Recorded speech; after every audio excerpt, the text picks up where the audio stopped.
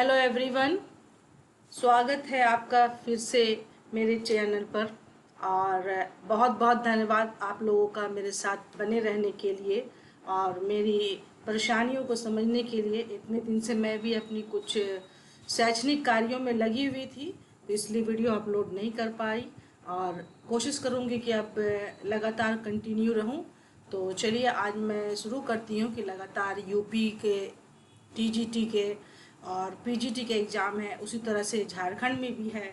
और बीपीएससी ने भी अगली घोषणा कर दी है अगले टीजीटी पीजीटी के लिए, तो उसके मद्देनज़र उसके अंतर्गत जो ध्यान में रखते हुए प्रीवियस क्वेश्चनों की बहुत अहमियत बढ़ जाती है। तो आइए देरी ना करते हुए शुरू करते हैं।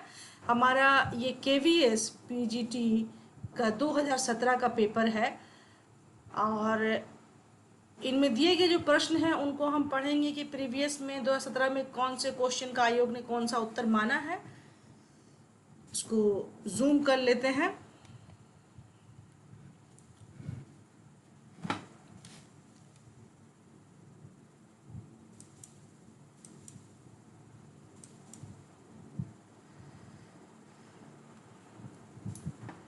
कि हमारा पहला प्रश्न है कि हड़प्पा सभ्यता की उल्लेखनीय विशेषता है। कौन सी विशेषता है? विकसित नगर योजना, हस्त निर्मित मृद भांड, कृषि, पत्थर के सुंदर उपकरण। ये 4 ऑप्शन दिया गया है। जिसके उत्तर को आयोग ने माना है वो है ए, विकसित नगर योजना। तो हमारा उत्तर होगा यहाँ पर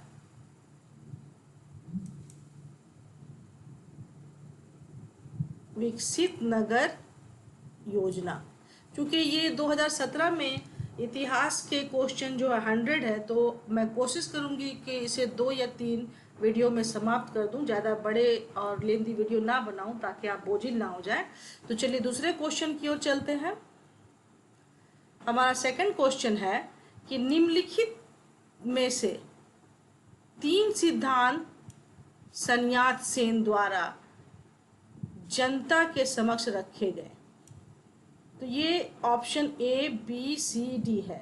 तो इसमें आपको बताना है कि सन्यात सेन ने इनमें से कौन से 3 सिद्धांत जनता के समक्ष रखे थे।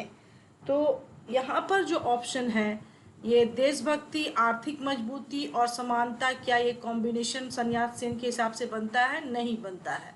तो इसी तरह से यहाँ पर बी को देखते हैं, राष्ट्रीयता, प्रजातंत्र एवं समाजवाद। तो ये अन्य प्रश्नों की ओर और आंसर की ओर ना जाकर राइट आंसर हम चुनते हैं। ये होगा राष्ट्रीयता, प्रजातंत्र और समाजवाद। तो राइट आंसर हमारा क्या है? बी। सेकंड का राइट आंसर हमारा है बी। नंबर 3 क्वेश्चन पे चलते हैं। नंबर 3 क्वेश्चन जो है वो पूछ रहा है कि निम्नलिखित में से किसने 1817 में हिंदू कॉलेज की स्थापना की थी? 4 ऑप्शन है, राधा कामदेव, देवेंद्र नाथ टैगोर, डेविड हेयर और मृत्युंजय विद्यालंकार।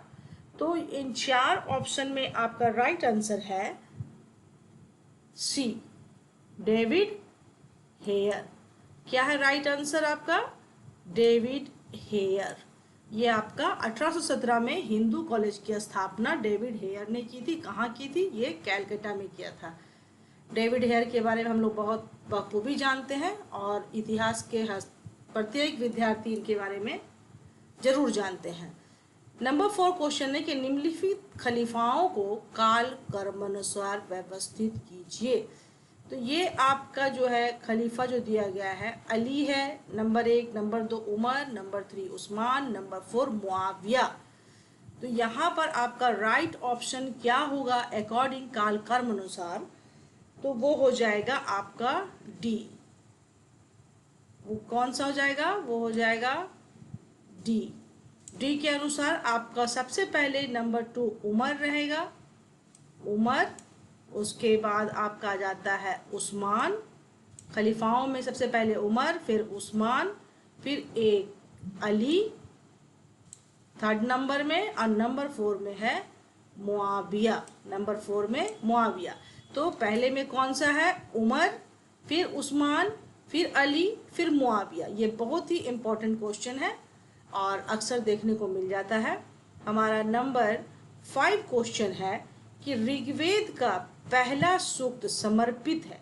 ऋग्वेद का पहला सूक्त किसको समर्पित है? अग्नि को, घोष को, बृहस्पति को या इंद्र को? तो ऋग्वेद का पहला सूक्त जो है वो समर्पित है अग्नि को। किसको समर्पित है? अग्नि को। आइए 6 नंबर क्वेश्चन की ओर चलते हैं।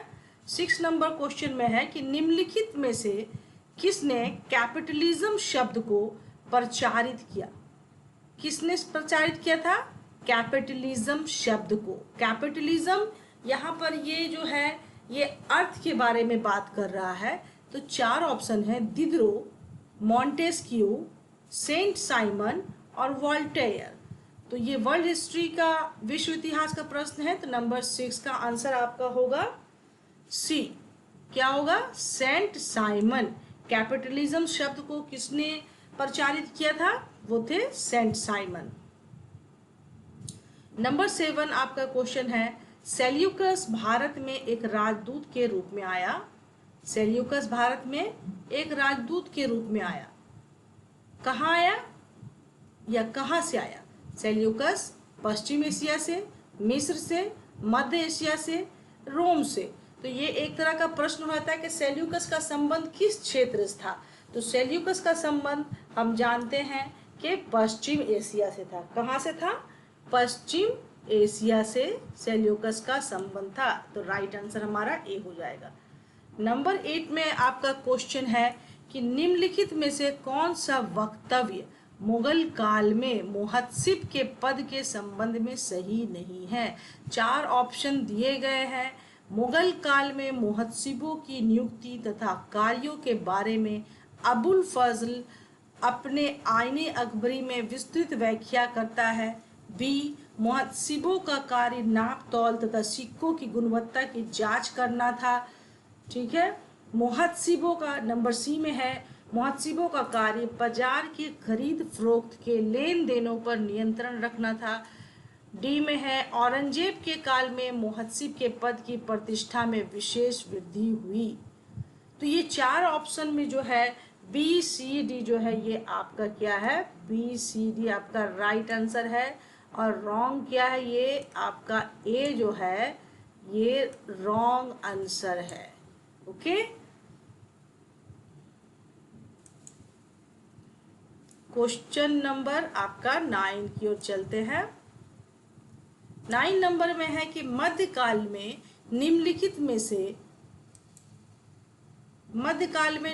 में से कौन सा या से फलों को पुर्तगालियों द्वारा सर्वप्रथम नव विश्व अमेरिका से भारत में लाया गया था? अमेरिका को जो है जब खोज की गई थी तो उसको नव विश्व, नया विश्व का नाम दिया गया था। इसलिए यहाँ पर नव विश्व से अमेरिका को ही समझे। तो यहाँ पर फलों के ऑप्शन दिए हुए हैं। आपको बताना है कि सर्वप्रथम भारत में लाया गया था वो कौन सा कॉम्बिनेशन है। अनानास है, नंबर 2 में पपीता है, नंबर 3 में काजू है, नंबर 4 में संतरा है। तो यहाँ आपके ग्रुप्स दिए गए हैं ए बी सी डी। कौन से ग्रुप्स दिए गए हैं आपके? A B C D. तो यहाँ पर आपका राइट आंसर होगा 9 क्वेश्चन नंबर का बी। 9 क्वेश्चन नंबर का आपका राइट आंसर है बी, यानी कि अनानास लाया गया था। क्या? अनानास लाया गया था। नंबर 2 पपीता लाया गया था और नंबर 3 काजू लाया गया था। क्या लाया गया था? काजू लाया गया था। ओके। ये नंबर 1 में बाय मिस्टेक टिक हुआ है, उसको ना समझें।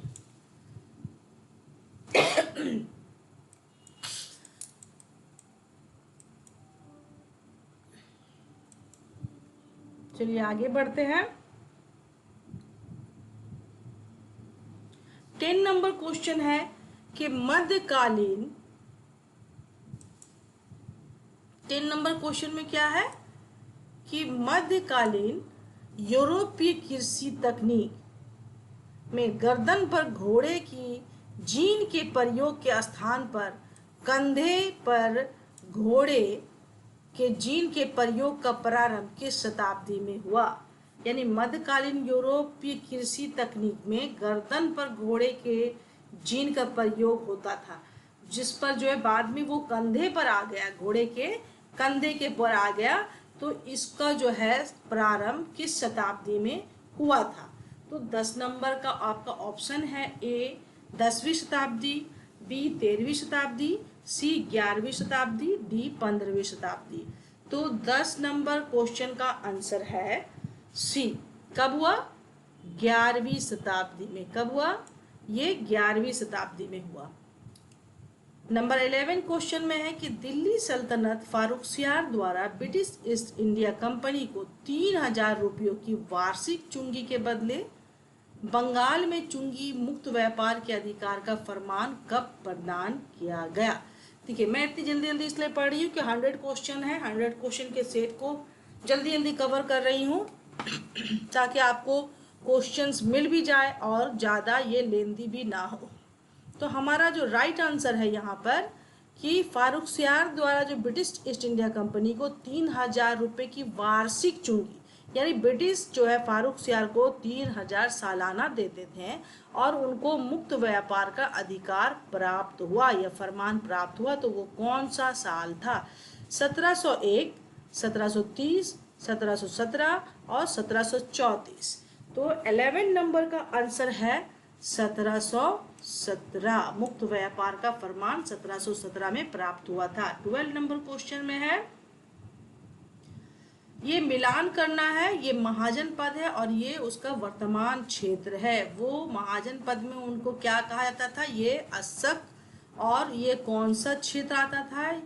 और यहाँ पर ऑप्शन दिए गए, मिलान करना है। उसका सेकंड में चेदी, थर्ड में मत्स्य और डी में है पांचाल। तो यहाँ पर 4 ऑप्शन है, 4 ऑप्शन में जब मिलान करेंगे हम तो 12 का आंसर हो जाता है आपका सी। कौन सा आंसर होता है? सी। तो सी के अकॉर्डिंग अगर जाते हैं तो अस्सक का जो वर्तमान क्षेत्र है वो है गोदावरी। सी क्या है? अस्सक का वर्तमान क्षेत्र है गोदावरी का तट। ओके। अच्छा, बी का जो है चेदी जाकर मिलेगा आपका बुंदेलखंड में। चेदी अभी वर्तमान में कौन है? वर्तमान में बुंदेलखंड है। ओके। मत्स्य जो है, मत्स्य आपका हो जाता है जयपुर। मत्स्य क्या हो जाता है? मत्स्य हो जाता है, ये सामने है। और ये पांचाल, पांचाल जो है महाजन पद के समय में वो पांचाल कहलाता था और अभी वो क्षेत्र पड़ता है बरेली और रोहेलखंड के बीच में। ओके। तो ये मिलान हो गया। नंबर 13 क्वेश्चन जो है ये भी मिलान करने वाला है। ग्रंथ है और उसके रचयिता है। तो आपके जो ग्रंथ है वो है भक्तमाल, भक्तमाल टीका, कबीर परचई, पुरुष परीक्षा। अब यहाँ पर आपको इन 4 ऑप्शन में राइट आंसर देना है। तो 13 का राइट आंसर है, 13 का राइट आंसर होगा बी। बी के अकॉर्डिंग अगर हम जाएंगे तो हमारा राइट आंसर भक्तमाल का क्या हो जाएगा? वो हो जाएगा नाभादास। भक्तमाल के रचयिता कौन है? नाभादास। भक्तमाल के रचयिता नाभादास। भक्तमाल पर टीका किसने लिखा? भक्तमाल पर टीका लिखा पीरिया दास। ओके। और कबीर परचई किसने लिखा? कबीर परचई लिखा अनंत दास ने। और पुरुष परीक्षा जो है बस एक ही बचे हैं पुरुष परीक्षा, वो हो जाता है विद्यापति। पुरुष परीक्षा Vidyapati. Okay friends, next question हमारा है 13 के बाद, ये इसी पेज पर है 14। 14 में है कि तमिल महाकाव्य मणिमेखलाई को किसने लिखा था? तमिल महाकाव्य मणिमेखलाई को किसने लिखा था? 4 ऑप्शन है। इलंगोवा डिंगल, बी सत्तन, सी कंबन, डी तिरुत्तुकदेवर। तिरुत्तुकदेवर। तो ये मणिमेखलाई की रचना जो है वो किया था सत्तन ने। मणिमेखलाई की रचना किसने किया था? सत्तन ने। ओके, तो यहां पर आंसर हो जाएगा आपका 14 का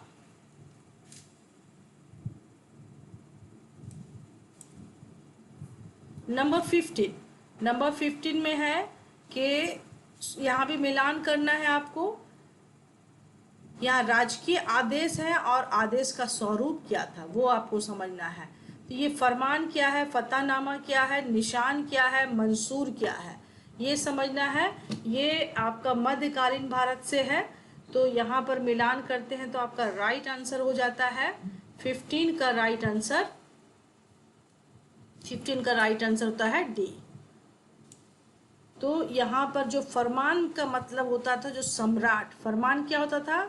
फरमान जो है सम्राट द्वारा जारी आज्ञा पत्र हुकुम होता था। फतहनामा क्या होता था? ये सम्राट द्वारा विजय के पश्चात जारी की गई आज्ञप्ति कि हाँ हम विजयी हो गए हैं। अब निशान क्या था? निशान था वो राजकुमारों को दी जाती थी और राजकुमार इसको जारी करते थे। मंसूर क्या था? मंसूर था आपका सम्राट द्वारा धार्मिक अधिकारियों को प्रदान किया गया आज्ञा पत्र, ये था मंसूर। ओके, निशान राजकुमार जारी करते थे, फरमान सम्राट जारी करता था, और फतहनामा विजय के बाद भी सम्राट ही जारी करता था। तो ये इसका मिलान हो गया। आगे बढ़ते हैं 16 नंबर पर। यहाँ पर भी है आपको ए और आर जो है आपका कथन और कारण दिया गया है और उसको समझकर बताना है कि कौन सा राइट आंसर होगा। कथन क्या है? 17वीं शताब्दी में मुगल चित्रकला यूरोपीय चित्रकला से क्या थी? प्रभावित हुई थी। 17वीं शताब्दी में मुगल चित्रकला यूरोपीय चित्रकला से प्रभावित हुई। कारण है 17वीं शताब्दी में कुछ मुगल चित्रों की एक प्रमुख विशेषता तिर आयामी थी। अब यहाँ पर आपको कथन और कारण को समझकर राइट आंसर सेलेक्ट करना है। तो राइट आंसर आपका यहाँ पर है ए तथा आर दोनों सही है। ओके, दोनों ही बातें सही है और ए की सही व्याख्या आर है।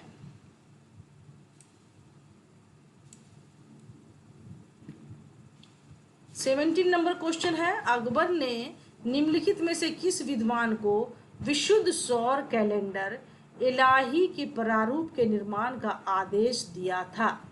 तो 17 का आपका ऑप्शन जो है ये नेक्स्ट पेज पर आ गया है। नेक्स्ट पेज पे आंसर क्या है? ए में है फैजी, बी में अबुल फजल और सी में है फताउल्ला शिराजी, डी में है शेख मुबारक।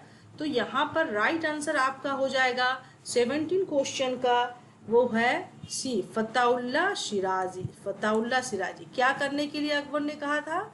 अकबर ने, वो एक विद्वान था, उसको विशुद्ध सौर कैलेंडर बनाने का प्रारूप का निर्माण करने का अकबर ने आदेश दिया था। तो किसने बनाया था? फताउल्ला शिराजी ने। क्वेश्चन नंबर 18 है, निम्नलिखित में किसने प्रथम बार मानव शरीर का वैवच्छेदन किया? वैवच्छेदन एक तरह से उसको एक्सरे या उसका चीर फाड़, उसको ऐसा करके उसकी जानकारी ली थी, उसको वैवच्छेदन कहते हैं। तो 18 नंबर का आंसर है आपका बी। किसने किया था? एंड्रियस वेस्लियस ने। एंड्रियस वेस्लियस ने। हालांकि उससे पहले इंडिया में सुश्रुत जो थे भारतीय चिकित्सक, उन्होंने भी किया था, लेकिन यहाँ पर ये विश्व इतिहास से संबंधित जब ऑप्शन दिया हुआ है तो इसका आंसर आपका एंड्रियस वेस्लियस का नाम आएगा, जिसने प्रथम बार मानव शरीर का वैवच्छेदन किया था।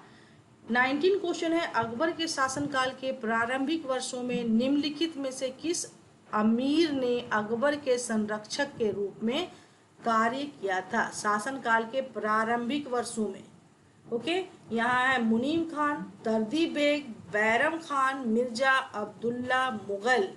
इन 4 ऑप्शनों में आपको सेलेक्ट करना है। 19 का सी। हम जानते हैं कि अकबर का अतालिक, अकबर का जो सरपरस्त था उस वक्त वो बैरम खान था।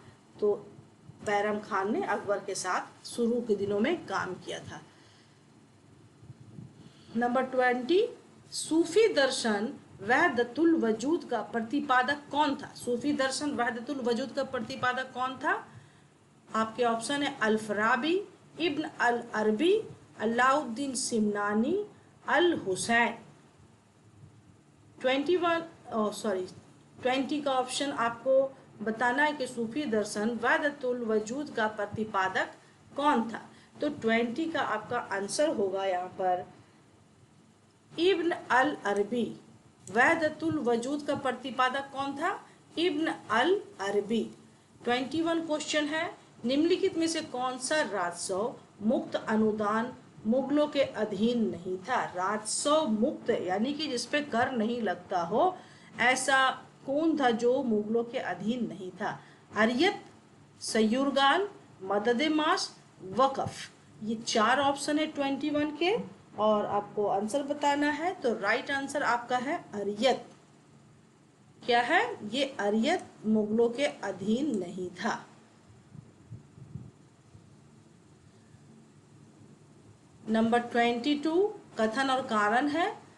आपका कथन है धार और मांडू की इमारतों पर तुगलक स्थापत्य का प्रभाव है। कारण मालवा की इमारतों की उल्लेखनीय विशेषता प्रवेश द्वार की ओर जाती सीढ़ियों की लंबी कतार है। कारण क्या है? मालवा की इमारतों की उल्लेखनीय विशेषता क्या थी? प्रवेश द्वार की ओर जाती सीढ़ियों की लंबी कतार है। अब ये इसको आपको सेलेक्ट करना है कि राइट आंसर क्या होगा। तो 22 का राइट आंसर आपका है सी। ए तथा आर दोनों सही है, किंतु या परंतु आर ए की सही व्याख्या नहीं है। ठीक है, वो असर दिखता है, वो ठीक है, धार और मांडू में तुगलक स्थापत्य का असर दिखता है, लेकिन वो लंबी कतार सीढ़ियों की उसकी व्याख्या नहीं है। क्यों दिखता है ये नहीं बताया गया है। तो राइट आंसर आपका सी है। 23 की तरफ चलते हैं। क्वेश्चन नंबर 23 है, अगस्टस के शासन काल में रोम में निम्नलिखित में से किसे काले सोने के रूप में जानते थे? अगस्टस के शासन काल में रोम में निम्नलिखित में से किसे काले सोने के रूप में जानते थे? ओके, काले सोने के रूप में यहाँ पर 4 ऑप्शन है। काली मिर्च है, लोहा है, चाय है, तांबा है। 23 का आपको राइट आंसर बताना है। तो हम जानते हैं कि उस समय जो है काली मिर्च यानी गोल्की की कीमत बहुत ज़्यादा थी यूरोप से लेकर अरब तक में, तो इसको काला सोना कहा जाता था और इसके व्यापार के लिए यूरोपीय और अरेबियन जो है भारत आते थे। ओके, 24 में जो है 24 का आपका क्वेश्चन है वो मिलान करना है दक्खनी राजवंश और क्षेत्र, यानी निजाम शाही कहाँ थी, आदिल शाही कहाँ थी, इमाद शाही कहाँ थी और कुतुब शाही कहाँ थी। तो इसको मिलान करना है। 24 का राइट आंसर आपका हो जाएगा डी। क्या होगा? डी। निजाम शाही वो आपका हो जाता है, निजाम कहाँ थे? अहमदनगर में। निजाम अहमदनगर में। और आदिल शाही कहाँ थी? वो था बीजापुर में। आदिल शाही बीजापुर में। इमाद शाही आदिल बीजापुर में। कहाँ था? इसको 2 बार 3 बार अगर आप रटते जाएंगे साथ में तो आपको याद हो जाएगा। निजाम शाही अहमदनगर में, आदिल शाही बीजापुर में और इमाद शाही जो थी वो कहाँ थी? बरार में। इमाद शाही बरार में। लास्ट बचता आपका ये कुतुब शाही। कुतुब से ही गोल गोल का एहसास होता है, तो ये हो गया आपका गोलकुंडा में। नंबर 25 ये भी आपका जो है ये क्रम में लगाना है। ओके, मध्यकाल में संगीत पर लिखे गए मध्यकालीन ग्रंथों को काल क्रम में व्यवस्थित कीजिए। नंबर 1 संगीत दर्पण, नंबर 2 स्वर मेल काल निधि, नंबर 3 संगीत रत्नाकर, नंबर 4 बुनियातुल मुनिया। तो ये आपको उसके रचना के काल के हिसाब से क्रम में लगाना है। तो 25 का राइट आंसर आपका हो जाता है, 25 का राइट आंसर होता है आपका सी।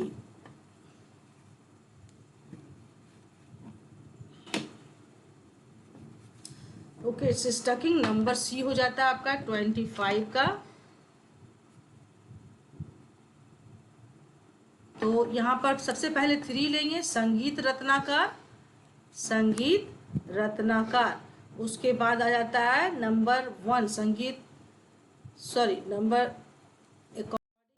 अगर आप जाते हैं सी में तो सी के हिसाब से 3 आएगा, संगीत रत्नाकर नंबर 1। उसके बाद आता है आपका संगीत दर्पण, संगीत रत्नाकर के बाद संगीत दर्पण। उसके बाद नंबर 4 बुनियातुल मुनिया। उसके बाद आता है स्वर मेल काल निधि। ओके, अब आपका जो है नेक्स्ट क्वेश्चन जो है आपका वो है आज के वीडियो का लास्ट, उसके बाद नेक्स्ट वीडियो में बताया जाएगा। तो यह है, निम्नलिखित में से किन अवसरों पर अकबर ने अपने सिर तथा मूछों को मुंडवाया था? किसके, किसी की मृत्यु पर। तो यहाँ पर यह ऑप्शन दिया गया कि महांग अंगा के, जीजी अंगा के, राजकुमार सलीम के, मरियम मकानी के। तो 26 का आपका राइट आंसर है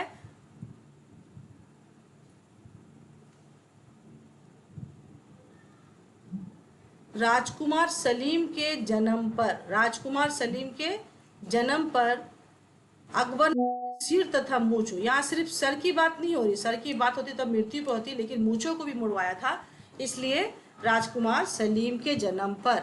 तो मिलते हैं दोस्तों अगले वीडियो में, और बने रहिए और हमारे इस वीडियो को ज़्यादा से ज़्यादा सपोर्ट करिए, शेयर करिए, और इसका नेक्स्ट एपिसोड जल्द ही अपलोड करेंगे। Thank you, bye bye.